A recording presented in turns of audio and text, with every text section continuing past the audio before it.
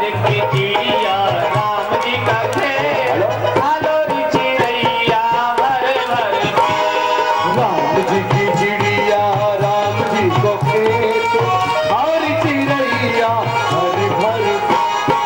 राम जी की चिड़िया राम जी का खेल, हालो री चिड़ैया भर भर पेट। राम जी की चिड़िया राम जी को खेत, और चिड़ैया हर भर पेट। आ जाओ चिड़ियों जल्दी से आओ और धीरे धीरे करके सारी फसल को खा जाओ।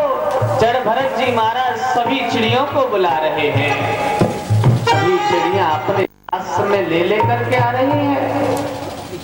सभी ने देखा कि जड़ भरत जी महाराज हमसे कह करके अपनी फसल को उजड़वा रहे हैं। आओ भैया जल्दी से भोजन पाओ।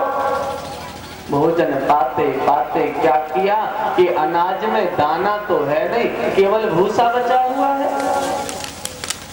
इधर पता है क्या हुआ? जड़ भरत जी महाराज की भाभी विचार कर रही है कि आज तो हमारा देवर काम पर गया हुआ है। सुंदर सुंदर पूरी कचौड़ी अच्छे अच्छे व्यंजन बनाने चाहिए। अच्छे अच्छे व्यंजन बना करके भैया जी ले जा रहे हैं। खेत पर पहुंच करके आवाज लगाई, अरे ओ भैया जड़ भरत। पेड़ के नीचे से आवाज आई, हाँ भैया। बोले तुम कहाँ हो? कि मैं पेड़ के नीचे बैठा हुआ हूँ, इधर आ जाओ। जड़ भरत जी महाराज के पास में पहुंचे। बोले भैया भोजन कर लो। कि ठीक है भैया। सुंदर भाव से प्रसादी ग्रहण की। प्रसादी ग्रहण करके बोले भैया तुमने आज फसल की रक्षा की? बोले भैया तुम्हारी फसल तुम्हारे खेत में खड़ी हुई है, जाकर के देख लो। जैसे ही गए भाई, फसल को देखा कि दाना तो एक भी नहीं है, केवल भूसा ही भूसा बचा हुआ है। करें तो करें क्या? आज भाव देख करके जड़ भरत जी को धमकाया कि तूने ये क्या किया? हमारी फसल को उजड़वा दिया। हमने भेजा रक्षा करने के लिए और तूने तो एक दाना हमारे लिए नहीं छोड़ा। बोले भैया मुझसे तो ऐसी ही रक्षा करनी आती है, मैं किसी के पेट पर लात नहीं मार सकता भैया। भाभी को पता चला। बोले कि आराम का काम इसे क्यों दे दिया? अरे इसे मेहनत का काम तो तब आनंद आएगा। बोले ठीक है जड़ भरत देख, अब तुझे मेहनत का कार्य देना पड़ेगा। कुदाल ले जाओ, फावड़ा ले जाओ और घर की जो स्थिति देखते हुए खेत में जाकर के जो ऊंचे टीले बने हुए हैं उसकी मिट्टी को नीचे डाल दो। बोले ठीक है भैया, जैसे आप किया क्या, मुझसे तो कोई कार्य का डालो। कुदाल लेकर के गए जड़ भरत जी महाराज। केवल इतना सुना है कि एक जगह की मिट्टी दूसरी जगह खोद करके डालनी है। वही भाव लेकर के खोदते जा रहे हैं जड़ भरत जी महाराज। अब तो खेत में कुआं के कुआं खोद दिए, टीले के टीले बना दिए। आनंद से खोदते जा रहे हैं, मेहनत से नहीं डर रहे हैं। भैया विचार कर रहे हैं आज तो बड़ी मेहनत हो रही होगी। हेलो भैया जब गए जाकर के देखा कि मेरा खेत कौन सा है, खेत तो पहचान में नहीं आ रहा है। आगे बढ़े, धड़ाम गड्ढे में गिरे। अबे बोले भैया जड़ भरत कि हाँ भैया, कि तुम कहाँ हो? कि मैं अपना काम करने में लगा हुआ हूँ भैया, आगे चल कर के आओ।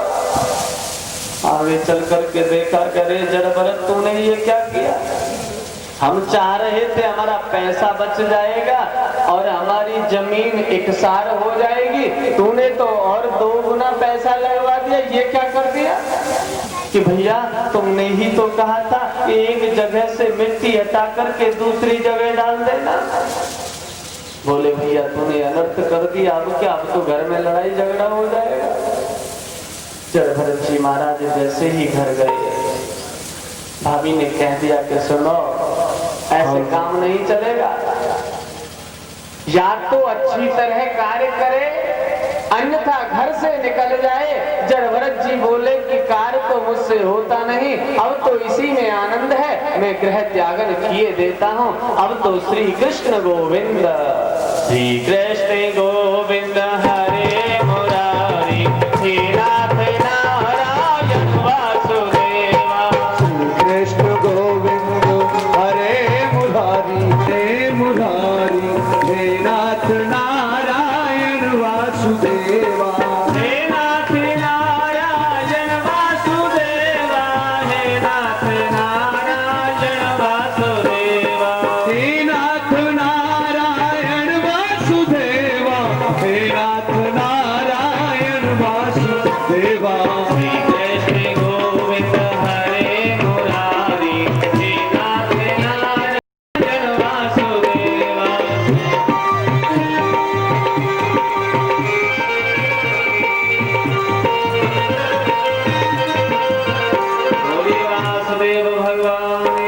परीक्षित, एक दिन की बात, जिस समय जड़ भरत जी महाराज पर्वत पर बैठ कर के चिंतन कर रहे थे, उसी समय एक चोरों का सरदार कालिका मैया को प्रसन्न करने के लिए अपने साथ में एक आदमी लेकर के आया, बलि देना चाहता है। कालिका के सरदार ने कहा, अरे ओ भैया, जो ये सामने कालिका मैया है, क्या तुम इनको जानते हो, पहचानते हो? बोले हाँ भैया जानता हूँ, मेरी कालिका मैया है। कालिका मैया बोले, कालिका मैया को तुम मान्यता देते हो? कि हाँ भैया, माँ को कौन भूल सकता है, कि यदि ये तुम्हारी मैया है ना, क्या तुम साष्टांग प्रणाम कर सकते हो? बोले हाँ, अभी किए देता हूँ। जैसे ही जड़ भरत जी महाराज ने साष्टांग प्रणाम किया, चोर के सरदार ने अपनी तलवार निकाली, मारना ही चाहते उसी समय कालिका मैया प्रकट हो गई। बोल कालिका महाराज, देरी नहीं लगाई, खड्ग को ले लिया चोर के सरदार से। आज स्वयं चोर के सरदार का सिर धड़ से अलग कर दिया। प्रेम से बोलिए जय श्री कृष्ण। आस्था लगी हुई है जड़ भरत जी महाराज की कालिका मैया से। मैया, मुझे अपनी शरण में ले लो, मैं आपकी शरण में आया हूँ, चरणों की सेवा करना चाहता हूँ। मैया, मुझे अभय दान दो। कि बेटा, आज से यहाँ बैठ कर के तुम मेरी सेवा में लग जाओ। जड़ भरत जी महाराज को और अच्छा अवसर मिला, कालिका मैया की नित्य प्रति सेवा करने में लग गए। ये राजा परीक्षित, दिनों दिन ज्ञान होने लगा जड़ भरत जी महाराज को। मैया की कृपा हो रही है। कृपा होते होते जब कुछ समय व्यतीत हुए, एक दिन की बात, सिंध सौवीर का राजा, सिंध सौवीर पते रहो गणस्य, भजते इक्षोमति तटे। इक्षोमति के तट पर सिंध सौवीर के राजा रघुगण विचार कर रहे हैं कि आज तो मुझे कपिल मुनि के आश्रम पर गंगा सागर जाना चाहिए, दर्शन करके तो आऊं। कपिल मुनि से ज्ञान लेने के लिए, सुंदर भाव दर्शन करने के लिए राजा रघुगण पालकी सजा करके जा रहे हैं। परंतु मार्ग के मध्य में पालकी का एक कहार बीमार पड़ गया। राजा रघुगण विचार करने लगे, अब मैं करूं तो करूं क्या। सेवकों को आदेश दिया कि जाओ, यदि कोई मानव मिल जाए, कोई कहार मिल जाए तो उसको लेकर के आओ। सामने में सेवकों ने देखा एक मंदिर, मंदिर के अंदर देखा एक हष्ट पुष्ट भगत जी बैठे हुए हैं। जड़ भरत जी महाराज से सेवकों ने कहा, अरे ओ भैया, हमारे राजा ने तुम्हें बुलाया है, क्या तुम हमारे साथ चल सकते हो? जड़ भरत जी महाराज बोले कि जहां मैं चला जाता हूं वहीं मेरे भगवान होते हैं, चलो कहां चलना है। जड़ जी महाराज आ गए। राजा रहुगण की पालकी में भरत जी महाराज को लगाया। जैसे ही चलने लगे, क्या देखा, सामने में कोई कीड़ी आ जाती, चींटी आदि आ जाती, कोई भी जीव जंतु आ जाता। भरत जी महाराज विचार करते, कहीं मेरे पैर के नीचे दबकर ये न मर जाए। उसको बचाने के लिए जैसे ही छलांग लगाते पालकी हिलती तो राजा रहुगण का सिर पालकी में लगता। राजा रहुगण चिल्ला करके बोला, ये नया कहार कहां से आया है, इसे पालकी ढोनी भी नहीं आती। चुपचाप रहे। भरत जी महाराज कुछ नहीं बोले। आगे चले, कोई भी कीड़ी आती, पुनः उसी तरह छलांग लगाते थे। राजा रहुगण का फिर से पालकी में सिर लगता।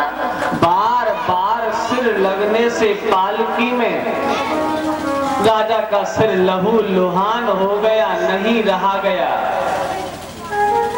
पालकी से निकल करके आए, सामने में मूर्ति को देख करके कट वचन कहने लगे। अरे इतना बड़ा शरीर, परंतु इस शरीर से तुमको पालकी ढोनी नहीं आती।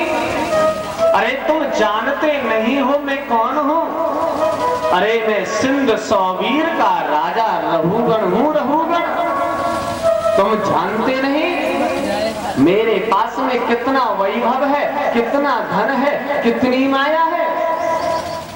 अरे तुम्हें पता नहीं है कि मेरे पास में कितने सेवक हैं, कितने सैनिक हैं, कितने दास और दासियां हैं। अभी तुम्हें मेरे वैभव का नहीं पता। यदि मैं चाहूं तो इसी पल तुम्हें मरवा सकता हूं और इसी समय मैं तुम्हारा जीवन दान दे सकता हूं। जो कुछ हूं आज मैं हूं। अहंकार का भाव सुन लिया भरत जी महाराज ने। कहते रहे राजा रहुगण, सुनते रहे भरत जी महाराज। सुनते सुनते जब बहुत देर हुई, नहीं रहा गया, अब तो कह दिया कि सुनो राजा रहुगण, तुम्हें बात करते करते बहुत देर हो गई है। इतना अभिमान, तुम्हें पता नहीं ये शरीर क्या है, ये माया क्या है, ये धन क्या है, ये वैभव क्या है। अरे राजा रहुगण, तुमने कहा कि मैं राजा हूं। आज से पहले तुम राजा नहीं थे, आगे चल करके तुम राजा नहीं रहोगे। आज है तो क्या? राजा रहुगण, तुमने कहा कि शरीर हष्ट पुष्ट। अरे ये तो शरीर की संरचना होती है, बनावट होती है। किसी का दुबला पतला शरीर होता है, किसी का मोटा शरीर होता है, कोई बड़ा होता है, कोई छोटा होता है। ये तो शरीर की संरचना है, परंतु ज्ञान तो इस बुद्धि में होना चाहिए। राजा रहुगण, तुम्हें इतना नहीं पता? तुमने कहा कि मेरे पास में अथाह धन है, अथाह वैभव है, मेरे पास में माया है। अरे राजा रहुगण, माया तो किसी की सगी नहीं रही। समझा रहे हैं आज भरत जी महाराज, सद उपदेश सद ज्ञान दे रहे हैं कि सुनो राजा रहुगण, मैं तुम्हें बताता हूं कि माया का स्वरूप क्या होता है। बता दिया। एक गुरु और शिष्य थे। गुरुदेव शिष्य से कहते कि बेटा, जो ये माया है ना, माया ये बड़ी चंचला है। ये भाई भाई में झगड़ा करवा देती है, कुटुंबियों को मरवा देती है। इस माया के चक्कर में जो पड़ जाता है उसका पतन अवश्य हो जाता है। बेटा, माया से दूर रहना। शिष्य ने कहा कि गुरुदेव, जो आपने कहा है वही होगा। एक दिन की बात, गुरु चेला भ्रमण करने के लिए जा रहे हैं। बार बार गुरुदेव ने चेला को शिक्षा दे दी कि माया से दूर रहना। परंतु अभी शिक्षा पूरी नहीं हुई है। गुरुदेव विचार करने लगे, अब तो मुझे प्रबल शिक्षा देनी पड़ेगी। गुरुजी ने एक सोने की ईंट अपनी माया से बनाई, अपने थैले में उस ईंट को रख लिया, शिष्य के साथ में भ्रमण करते हुए जा रहे हैं। आगे चल करके एक वृक्ष पड़ा, उस वृक्ष के नीचे गुरु शिष्य दोनों बैठ गए। गुरुजी शिष्य को समझा रहे हैं कि बेटा, मैं अभी कुछ पुष्प चुनने के लिए जा रहा हूं, पास में एक सरोवर है, उसमें स्नान करके सूर्य को अर्घ देके अभी लौट करके आऊंगा, तुम यहीं बैठे रहना। बोले ठीक है गुरुदेव, कि देखो मेरा ये थैला रखा हुआ है, इसको सावधानी से रखना। शिष्य बोला ठीक है गुरुदेव। गुरुदेव तो वहां से गए। शिष्य विचार करने लगा, गुरुदेव के थैले में आखिर है क्या, देखूं तो सही। शिष्य ने जैसे ही थैले में देखा सोने की ईंट, शिष्य बोला ठीक है गुरुजी, हमसे तो कहते थे कि माया से दूर रहना और अपने थैले में सोने की ईंट। गुरुजी जो आपने कहा है ना, उसे मैं करके दिखाऊंगा। शिष्य ने उसी समय उस ईंट को लेकर के दूर खेत में डाल दिया कि मैं गुरुजी के पास भी माया नहीं रहने दूंगा। लेकर के ईंट को जैसे ही दूर खेत में डाला, संध्या समय हो गया। संध्या समय पर वह शिष्य क्या देख रहा है, दृष्टि ईंट की ओर ही है।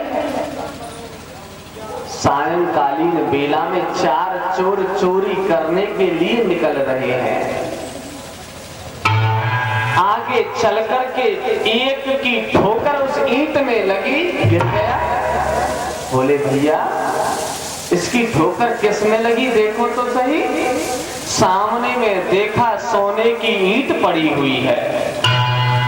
चारों चोर बोले भैया आज तो आनंद आ गया, अब हमें चोरी करने की कोई आवश्यकता नहीं, इतनी अमूल्य सोने की ईंट इसी के 4 हिस्से कर लेते हैं और अपने अपने घर को चलते हैं। यहीं पर माया ने अपना प्रभाव डाल दिया। चारों ने केवल मन ही बनाया है कि इसके 4 हिस्से करके अपने अपने घर को ले चले, परंतु माया जहां आ जाती है बुद्धि परिवर्तित हो जाती है। बुद्धि परिवर्तित हुई, उनमें से एक बोला कि भैया एक राय दूं। बोले बताओ। बोले भैया जो ईंट पड़ी हुई है ना ये सोने की, इसे अब कोई और लेने वाला थोड़ा ही है, हमारी और हमारे बाप दादा की ईंट तो हमारी ही रहेगी। परंतु भैया जब कोई अच्छा समय आता है ना तो मिठाई खाई जाती है। बोले हाँ भैया ये तो सत्य है। बोले भैया पहले मिठाई खाएंगे, उसके बाद में ईंट के 4 हिस्से करेंगे। बोले भैया सो तो ठीक है, पर मिठाई कौन लाएगा?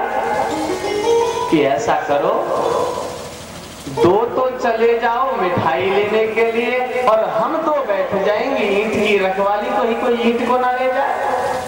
बोले ठीक है भैया ऐसा कर लो। 2 तो चले गए बाजार में मिठाई लेने के लिए और 2 चोर बैठ गए ईंट के ऊपर। जो मिठाई लेने के लिए गए हैं पता है क्या सोच रहे हैं आपस में? उनमें से एक बोला कि भैया कि हाँ भैया एक बात बताऊं। बोले बता। कि यदि ईंट के 4 हिस्से न होकर के 2 हिस्से हो जाए तो कितना अच्छा रहेगा। दूसरा बोला ये कैसे हो सकता है, अरे 2 बैठे भी तो हुए ईंट के ऊपर, उनका भी तो हिस्सा है। बोले उनका उपाय मेरे पास में है। बोले क्या? कि देख जो ये मिठाई है ना, मिठाई हम उनके लिए ले जाएंगे और इसमें जहर मिलाकर के ले जाएंगे, वो इस मिठाई को खाएंगे, चित्तपट हो जाएंगे और ईंट हमारी और हमारे बाप दादा की, दो भाग हो जाएंगे, आनंद आ जाएगा ना। माया किसको बुरी लगती है? दूसरे ने कहा हाँ भैया तू ठीक कह रहा है, ऐसा ही कर लेते हैं। मिठाई में जहर मिला लिया, विनाश काले विपरीत बुद्धि। जब विनाश का समय आता है तो बुद्धि अपना काम करना बंद कर देती है।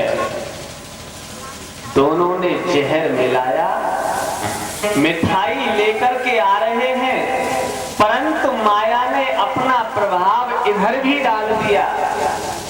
जो दोनों ईंट पर बैठे हुए हैं ना, उनमें से एक बोला भैया इस ईंट के 4 हिस्से न होकर के 2 हिस्से हो जाएं तो कितना आनंद आ जाए। बोले भैया यह कैसे हो सकता है, 2 मिठाई लेने गए हैं उनका भी तो हिस्सा है। बोले उसका उपाय मेरे पास तो है। बोले क्या? कि वो सामने से हमें दिखाई देंगे, हम अपनी बंदूकों को तान करके बैठ जाएंगे, जैसे ही आएंगे शूट कर देंगे, वो मर जाएंगे, ईंट हमारी हो जाएगी। बोले भैया तूने ये अच्छा विचार किया है, ऐसा ही कर लेते हैं। इधर दोनों ईंट पर बैठ करके बंदूक तान करके, और इधर दोनों आ रहे हैं मिठाई में जहर मिला करके। जैसे ही आए सामने में दिखाई दिए दोनों, घोड़ा दबाया, दोनों को मार गिरा। अब तो मिठाई का डिब्बा हाथ से गिरा। शूट करने वाले चोरों ने विचार किया भैया जल्दी से 2 हिस्से कर लो और घर को चलो, परंतु माया ने पुनः प्रभाव दिखा दिया।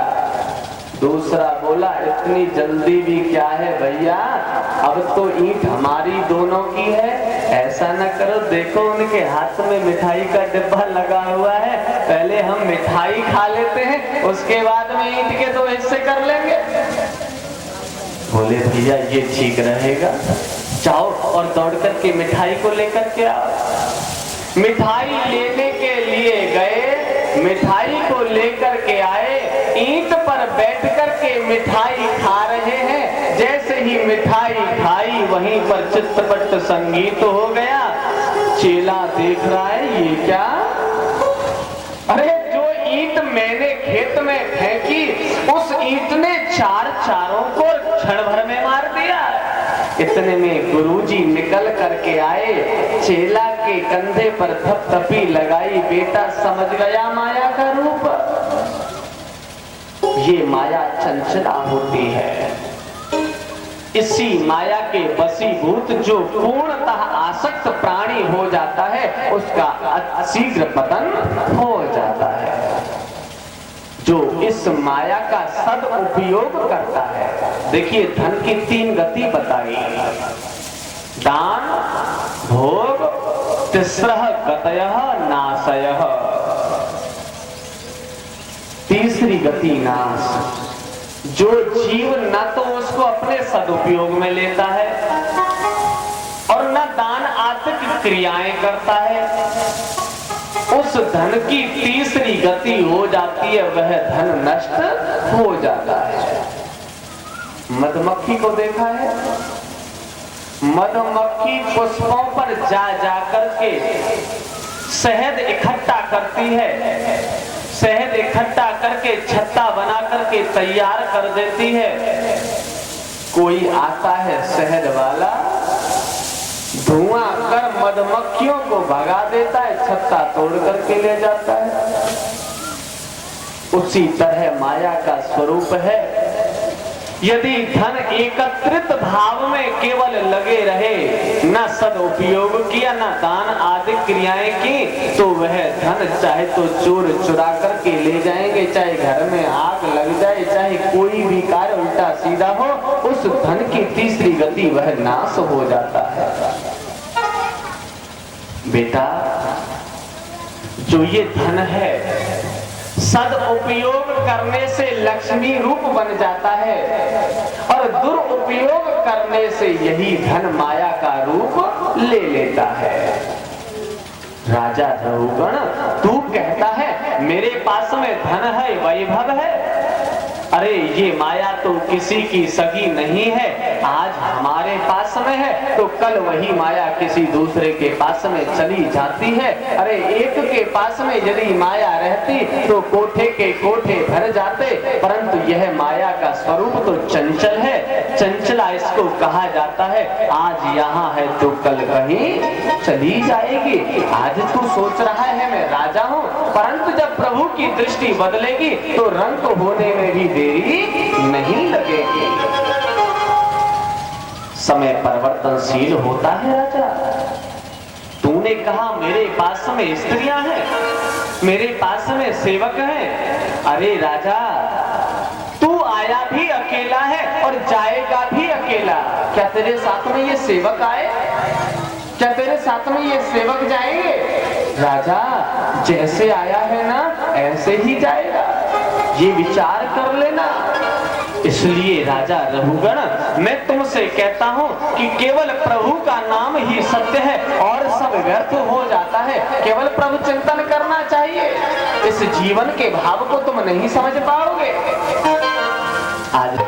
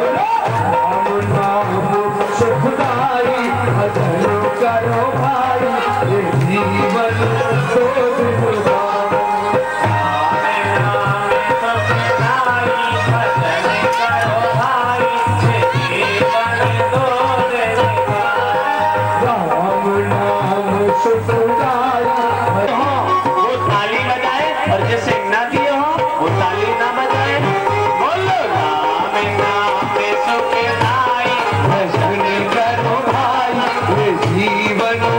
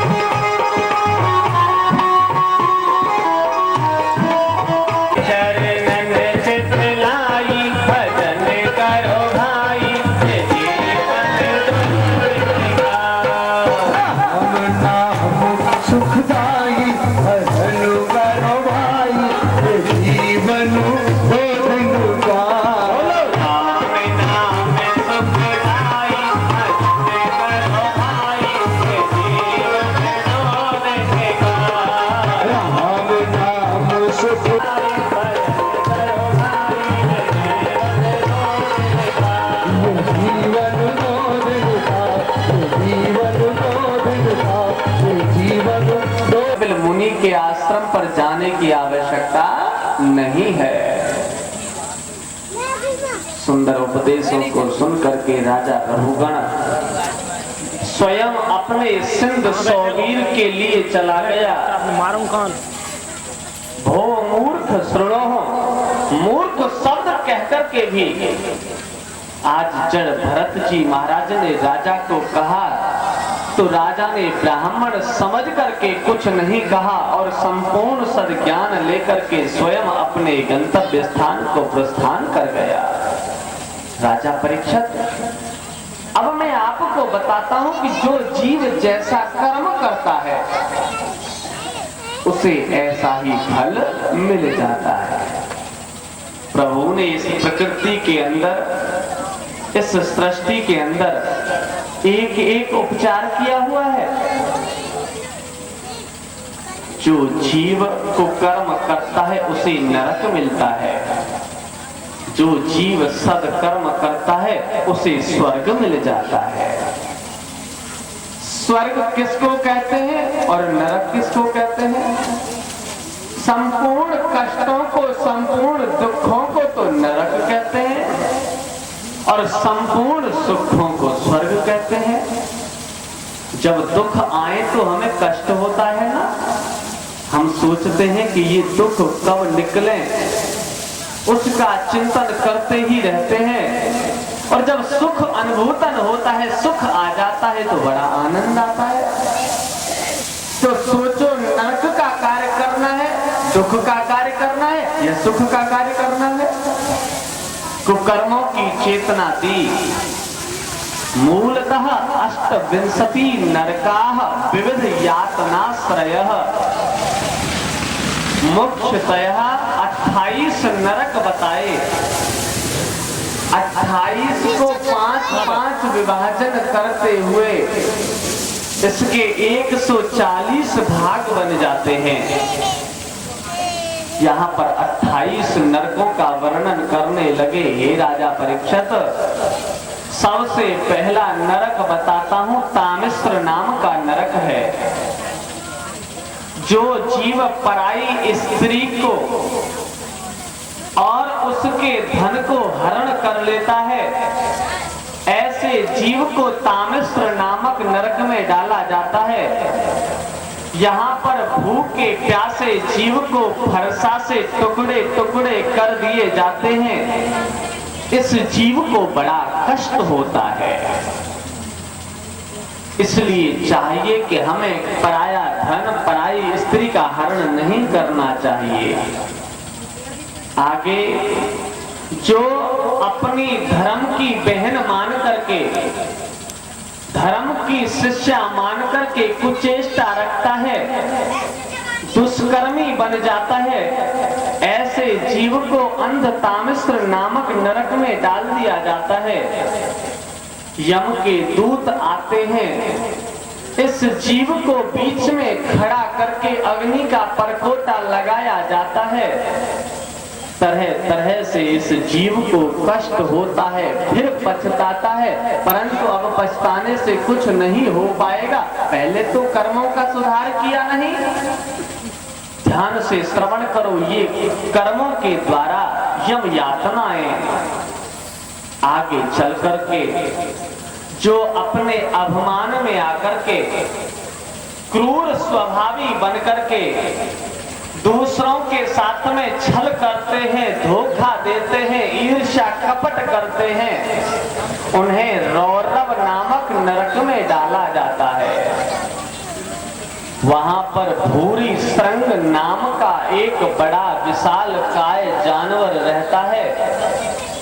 इस जीव की त्वचा को नोच नोच करके खाता है, बड़ा कष्ट होता है। हे राजा परीक्षित, जो दूसरे का अहित करता है, दूसरे का अहित करके अपना लालन पालन करता है, उसे महारौरव नामक नरक में डाला जाता है। यहाँ पर तीक्ष्ण दांतों वाले पशु आते हैं और इस जीव को कष्ट दे डालते हैं। इसलिए हमें कभी भी दूसरे का अहित नहीं करना चाहिए। जो जीव अपने पेट भरण के लिए दूसरे जीवों की हिंसा कर देते हैं, कोई मुर्गे को मारता है, कोई बकरे को मारता है, कोई सूकर को मारता है, अपने भोज्य पदार्थ के लिए जो हिंसा करता है, ऐसे जीव को कुंभी पाक नरक में डाला जाता है। ये सब भागवत के लेख के अनुसार बातें चल रही है। कहा है कि यमान चराह कुंभी पाके तप्त तैले उपरंधयंती। तेल में समझ लेना चाहिए, हमें हिंसा नहीं करनी चाहिए। ये राजा परीक्षित आगे चलकर के एक काल सूत्र नामक नरक पड़ता है। ये कैसा नरक है?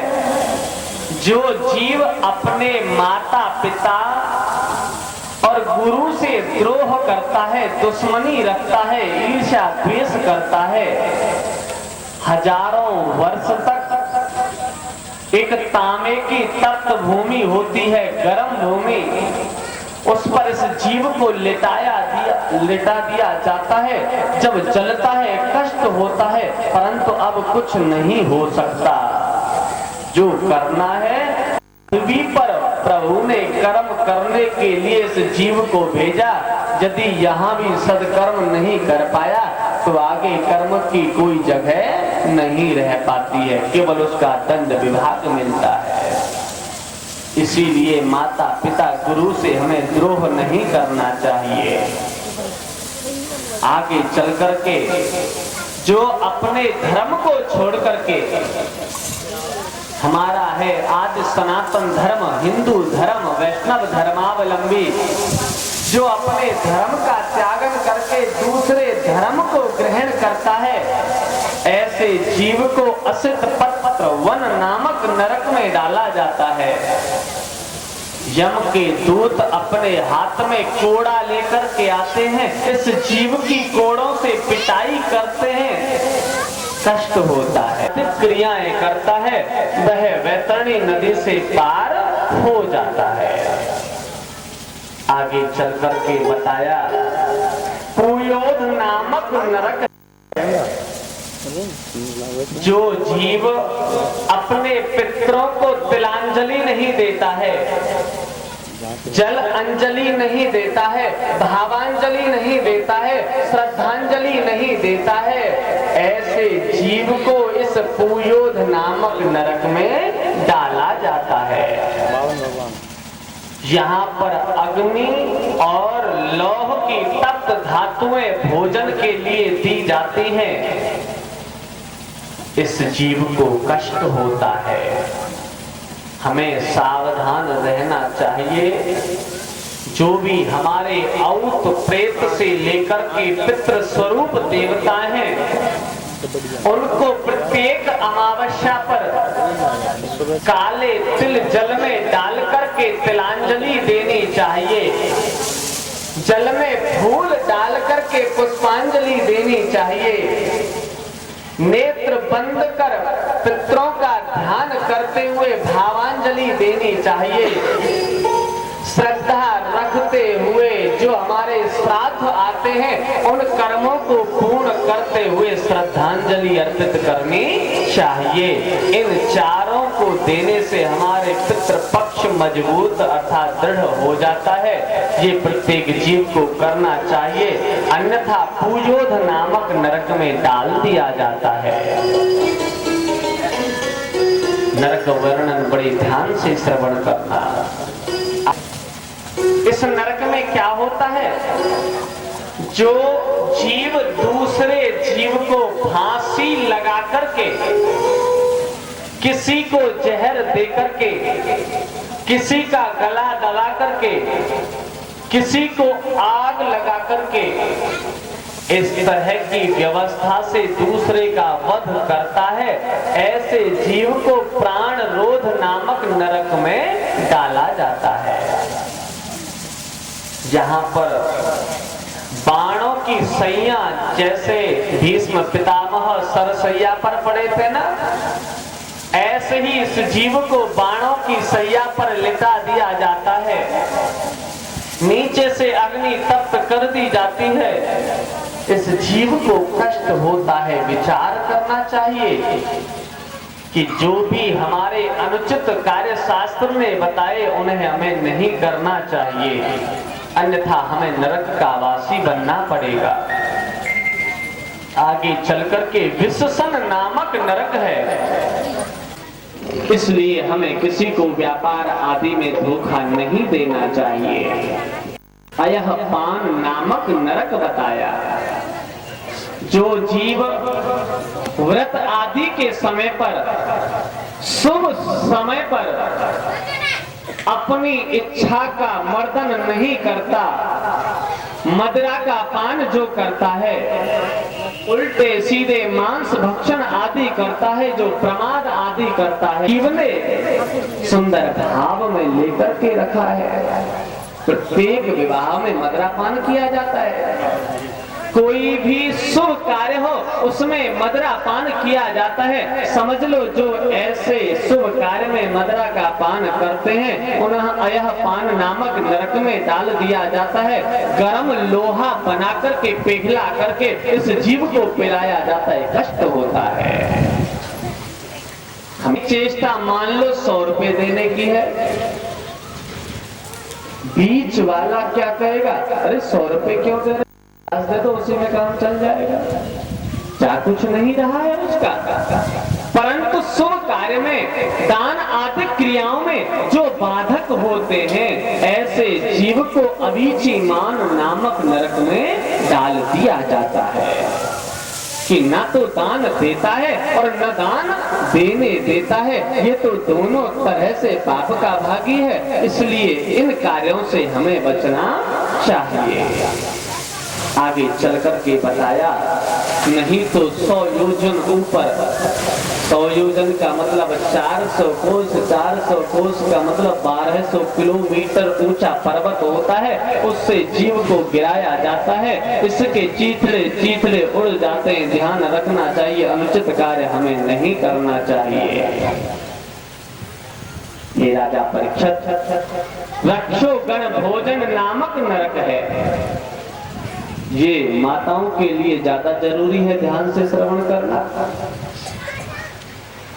इस रक्षोगण भोजन नामक नरक में बताया गया है कि जो दूसरे के बालक का वध करते हैं, दूसरे के घर में जादू टोना करते हैं, दूसरे के बुर्जी पिटौरा आदि में आग लगा देते हैं, किसी के घर में कोई ना कोई वस्तु पदार्थ जो फेंकते हैं, ऐसे जीव को रक्षोगण भोजन नामक नरक में डाल दिया जाता है। माताएं रहती, किसी ने बता तो प्रभु में करो, गोपाल में करो, राम में करो, कृष्ण में करो।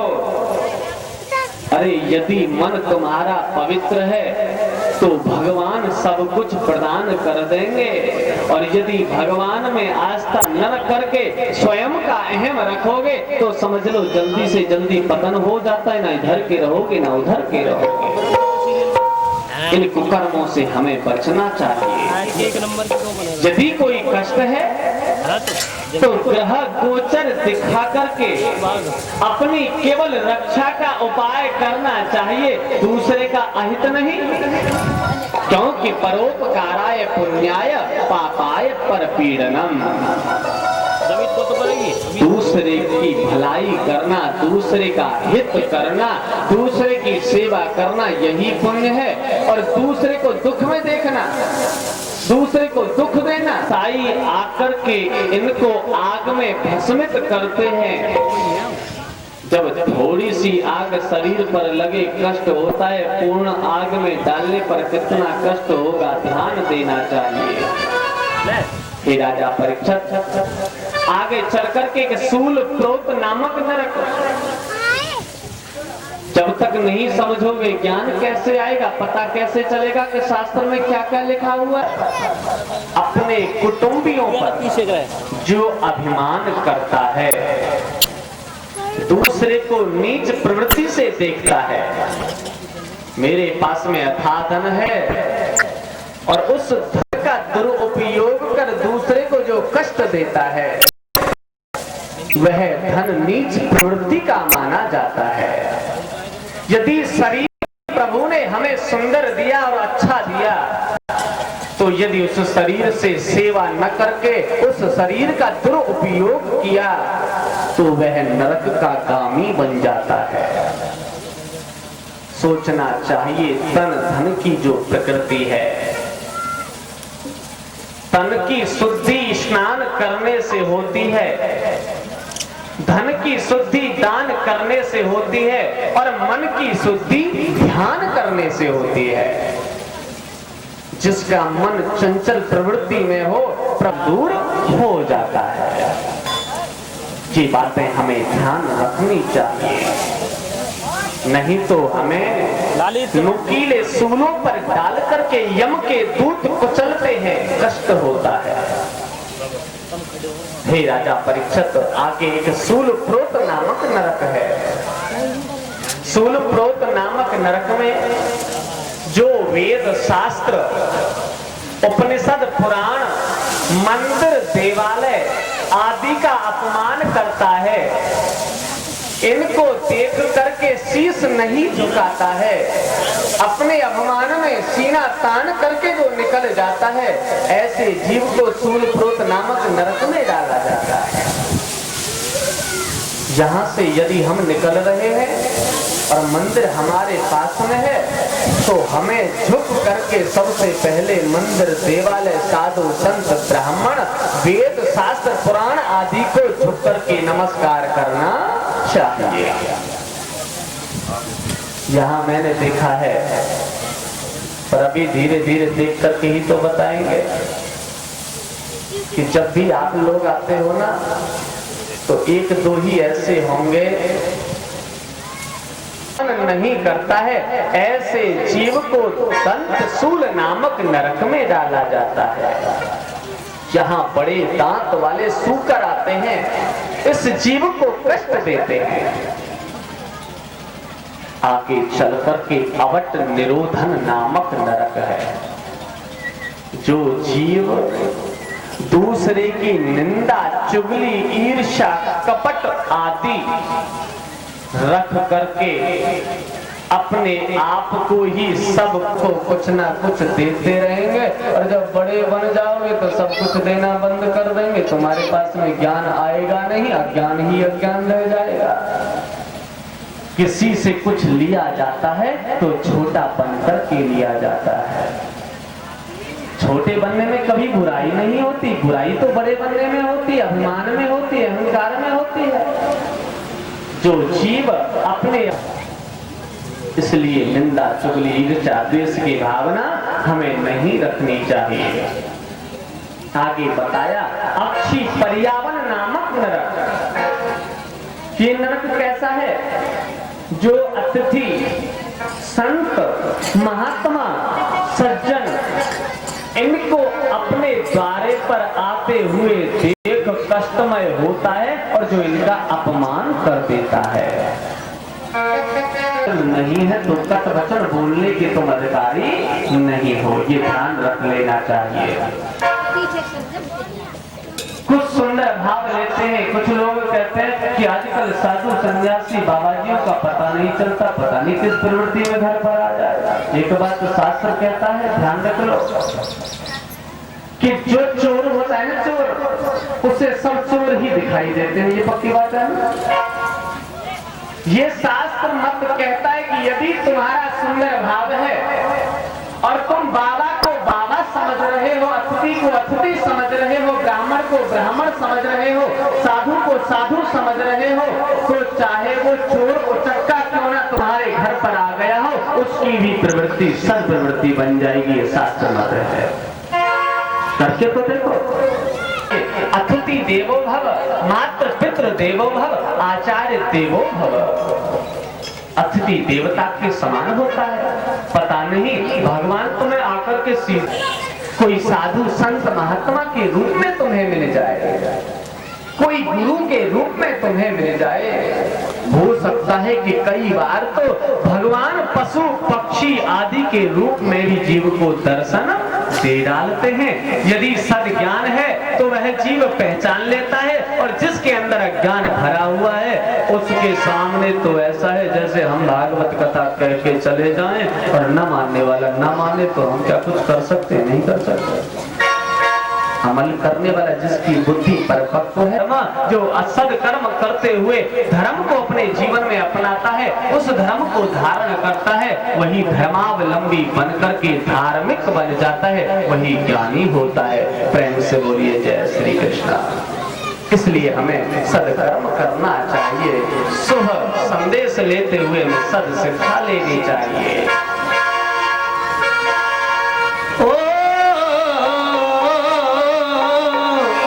ना भजने में पा करके ताली बजाते हुए अपने आप को ध्यान दिया करो कि हम कौन हैं, कहाँ बैठे हुए हैं।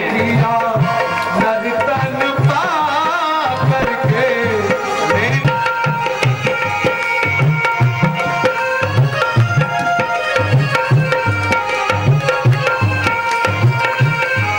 हर सेना लेने लगाया, सारी उम्र मैंने पाप को कमाया, सारी उम्र मैंने पाप को कमाया।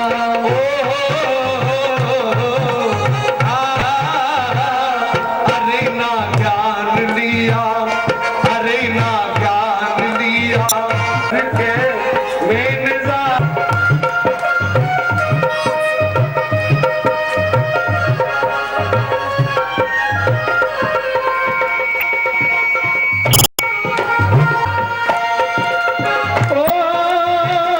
ऐसे ही भटका में तो, ऐसे ही भटका में तो सारी जिंदगानी, ऐसे ही भटका में तो सारी सुनाता हूँ सारी कहानी।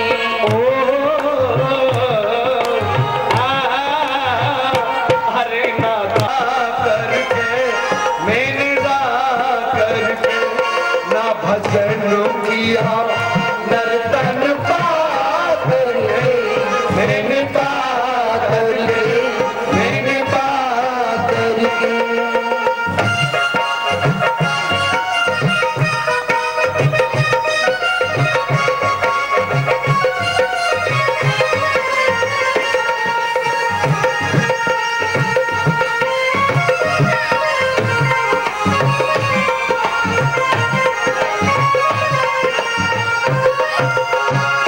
माता पिता को मैंने कितना सताया, माता पिता को मैंने कितना सताया।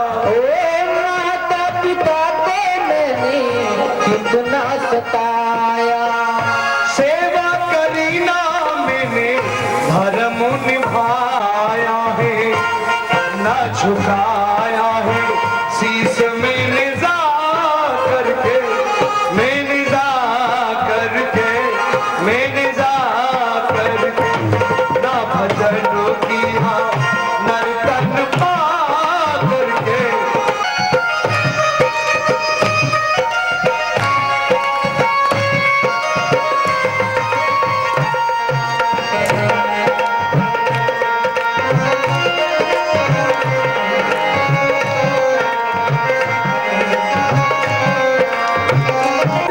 मैंने तेरा दर पाया, बड़ी मुश्किल से मैंने तेरा दर पाया।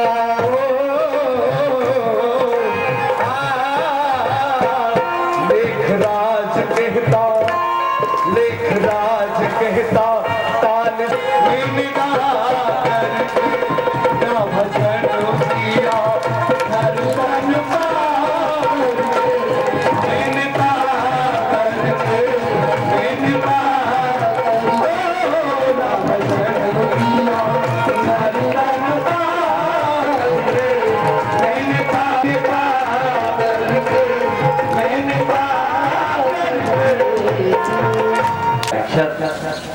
कान्य को विजय विजय कर दासी दासी पति अजामिलः नामना नष्ट सदाचारो दास संसर्ग दोषिता। कान्ही कुब्ज गोत्र में एक अजामिल नाम का ब्राह्मण जो कि दासियों का अर्थात वैश्याओं का साथ करने से उसका जो संग है दूषित हो गया, परंतु उनकी जो अर्धांगिनी है बड़ी सुशीला है, प्रभु का चिंतन करने वाली है, परंतु करे तो करे क्या? एक ही धर्म, एक ही दृढ़ निश्चय कि यदि आज मेरे ऊपर कष्ट है तो गोपाल एक दिन कष्ट का निवारण अवश्य करेंगे। पूर्ण भाव ले रही है। एक दिन की बात, कुछ साधु बाबा उस गांव में आए, एक दूसरे को पूछ रहे हैं कि भैया यहाँ किसी ब्राह्मण का घर है क्या? जलन के भाव में आकर के कह दिया कि हाँ है, और बहुत सुंदर और बहुत अच्छा ब्राह्मण है अजामिल, सीधे चले जाओ उसके घर पर जाकर के भोजन कर लेना। बोले ठीक है भैया। साधु बाबा पहुंच गए अजामिल के यहाँ पर।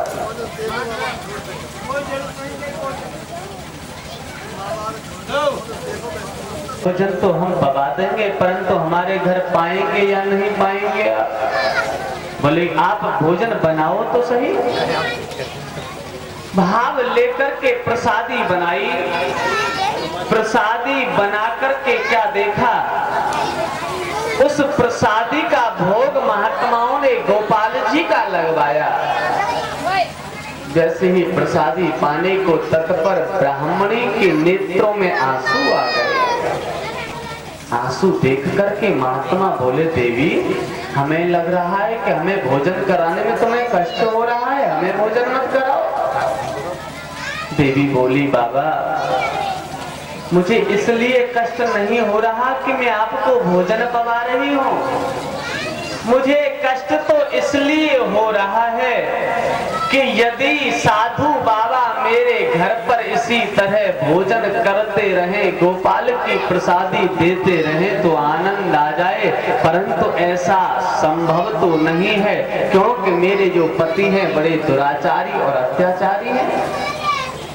बोले देवी जब संत ब्राह्मण शरण लेकर के तुम्हारे घर पर आए ना तो समझ लो आज तुम्हारा उद्धार हो गया।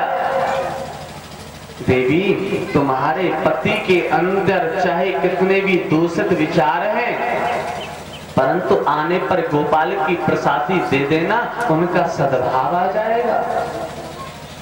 बोले महात्माओं की कृपा ऐसी हो जाए तो ये जीवन धन्यमय हो जाएगा। साधु बाबा आज प्रसादी पाकर के वहां से चले गए, इतने में दूसरे दरवाजे से अजामिल आ गया। साधु बाबा तो निकल करके गए, अजामिल ने जाकर के पत्नी से कहा जल्दी से मुझे भोजन दो। भोजन दिया, गोपाल की प्रसादी जैसे ही ग्रहण की, आज शांतिमय चित्त होने लगा, बुद्धि में परिवर्तन होने लगा। साधु एक वचन देकर के गए कि देवी अंते मति ततो गति, अंत में जिस तरह की गति होती है बुद्धि होती है उसी तरह का हमें लाभांश अर्थात हमारी गति हो जाती है। अपने पुत्र का नाम नारायण रख लेना। बोले ठीक है प्रभु। बुद्धि तो परिवर्तित होती जा रही है, पुत्र का नाम नारायण भी रख लिया। अजामिल प्रतिदिन भोजन मंगाता कि बेटा नारायण मुझे भोजन दो, बेटा नारायण मेरे लिए पानी लाओ, बेटा नारायण मेरी सेवा करो। अब तो नारायण इस जिह्वा पर रखने लगा। प्रत्येक चीज का एक अभ्यास होता है। यदि सारे गामा पादा नीसा निकालते रहोगे तो हारमोनियम का बजाना आ जाएगा, और यदि ASDF यानी हम टाइपिंग करते रहेंगे तो टाइपिस्ट बन जाएंगे। एक अभ्यास ही तो है उंगलियों का। जिस तरह का अभ्यास जिह्वा को, हाथों को, पैरों को अंगों को जिस तरह का अभ्यास हो जाता है वह अभ्यास दुरुस्त होता है, उसी में जीव का मन लग जाता है। नारायण नाम जब जिह्वा से रटने लगा, अब तो प्रतिपल प्रतिक्षण नारायण नाम ही पुकारते। कुकर्मों के प्रकोप से यम ने अपने दूतों को भेजा, जाओ अजामिल का अंतिम चरण चल रहा है, अति शीघ्र लेकर के आओ।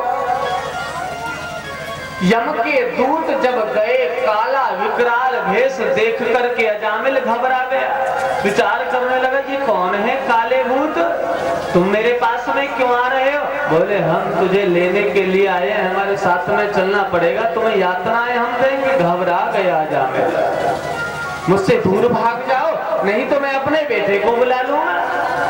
बोले संसार में जो तेरा है तू बुला के तो देख। सोचा अपने बेटे को मैं पुकारूं, अब तो पुकारने लगा अजामिल, बेटा नारायण, अरे मेरे पास में दो काले भूत आ रहे हैं, जल्दी से मेरी रक्षा करो, बेटा नारायण रक्षा करो, बेटा नारायण रक्षा करो। जैसे ही पास में आते चले गए दूत, घबरा गया, अब तो बेटा शब्द का त्यागन कर दिया, नारायण मेरी रक्षा करो, नारायण मेरी रक्षा करो। श्रीमन नारायण नारायण नारायण, श्रीमन नारायण नारायण नारायण, श्रीमन नारायण नारायण नारायण, नारायण नारायण नारायण। प्रभु का सिंहासन हिला, पार्षदों को भेज दिया। पार्षद बोले कि हम अजामिल को ले जाएंगे, यमदूत बोले हम अजामिल को ले जाएंगे। बोले तुम कैसे ले जाओगे? बोले इसने कुकर्म किए। बोले तुम कैसे ले जाओगे? इसने अंतिम समय पर प्रभु का नाम लिया। दोनों में परस्पर युद्ध हुआ। पार्षदों ने यमदूतों की पिटाई कर भगा दिया। यमदूत पहुंचे यमराज जी के पास में, आज के बाद में हम अपनी नौकरी